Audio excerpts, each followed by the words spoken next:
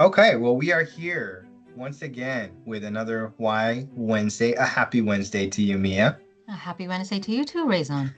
Thank you so much to Flores Financial and Culture Insurance for their huge support of this conversation and project. So grateful for the opportunity to connect.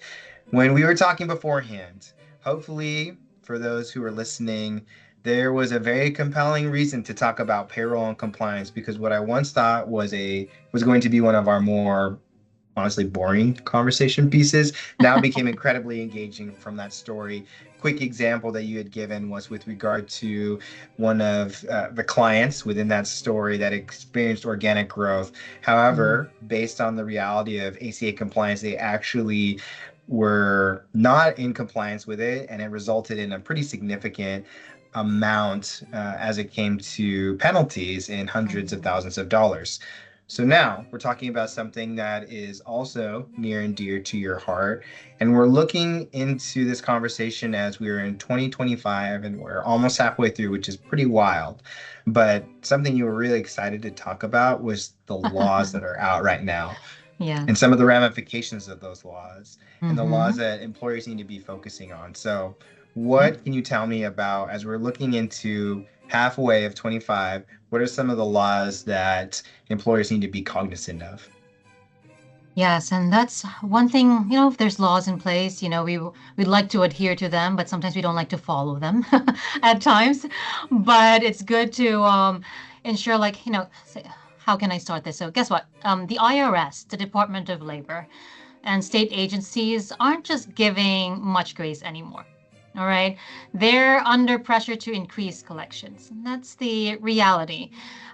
So, meaning your mistakes equals their revenue. So now, okay, let's drum roll, please. Why it matters, and so why is 2025 especially risky? Because this year, what I'm basically seeing, new tax withholding changes at both federal and state levels. There's new tax withholding changes, right? There's stricter ACA. We just talked about this earlier too, and the fines based on ACA audits. There's stricter ACA reporting thresholds now, and something that you would need to know. And you can't just have this and do it yourself payroll. You need subject matter experts that really know what it means to do payroll and the compliance and legal side of it, right? And evolving remote work. Another thing that I'm also seeing, evolving remote work and multi-state tax obligation, not just California, because of remote work. You'll have employees that tend to work in different states now, Texas. So are you abiding by those state regulations? It's not just, I know California is one of the strictest of states, and as long as you're following California rules, everything else applies. But every state also has their specific rules. Are they being provided the right amount of um, uh, paid sick leave? For example, every state has it differently.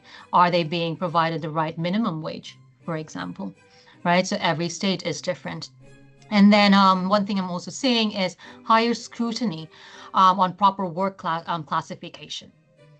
So W-2 versus 1099 contractors, what is a true W-2? When can they be considered as a 1099? Are they really, majority doing jobs within your workforce that are really benefiting your company, or are they true 1099, or should they be a W-2? Things of that nature, because that's also another audit that the IRS does as well. And then mandatory retirement plan access laws coming into effect in more states. So just make sure that that's all you're being mindful about that as well. Here in California, as I mentioned earlier in our last segment, was Cal Savers here in California, but mandatory retirement plan are coming now in all the other states too. So watch out for those. And then trying to, juggle all of this manually, or even if you have an integration in place, it's not really 100%. You still need to ensure that you're reading it, making sure that you know it and what you're actually delivering, or trying to juggle all of this and on outdated systems. If your system is not able to really comprehend the rules and regulations of a specific state, that can, that can be an error and it would cost you a lot. It's like playing dodgeball, right? Blindfolded. Oh my I goodness. mean, What a I mean, like great if you remember playing analogy. dodgeball, I'm playing it blindfolded. It's basically that. So unfortunately, I didn't know isn't a defense anymore, right? Like, oh, I didn't know. I'm sorry, I didn't know. That's no longer kind of like a phrase that we can really use. So that's what I have to say. But here's the good news, though. I want to give a good news. I know that that was a lot, but Raison, I wanted to give some good news on that. There's a smarter way, right? Companies that are thriving, not just surviving, are getting ahead of these changes. Okay, so we should also take note. Companies that are thriving, not just surviving, are getting ahead of all of these changes by partnering with subject matter experts when it comes to HR and payroll.